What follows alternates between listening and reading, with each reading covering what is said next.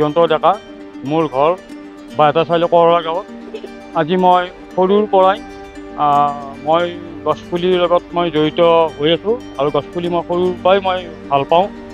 আগতে মই গছপুলিবিলাক ৰাইজক মানে দান কৰি আছিলোঁ, বহু বছৰৰ পৰা নাৰ্চাৰীৰ পৰাই কিনি গছপুলিবিলাক দান কৰি আছিলোঁ।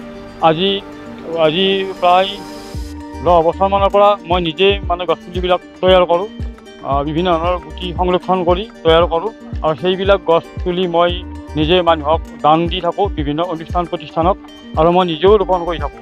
এতিয়ালৈকে প্ৰায় মই 27,000 গছপুলি মই ৰোপণ কৰিছোঁ সংৰক্ষণ সহিতে।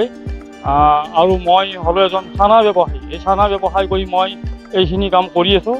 আজিৰ দিনটোত আজি আমাৰ যিটো মুক্তিযুঁজ আৰু মথুৰা ডেকা পথ, সেই পথটো আজি অকল মহানিম পুলি প্ৰায় 2 কিলোমিটাৰ ৰোপণ কৰি আছোঁ।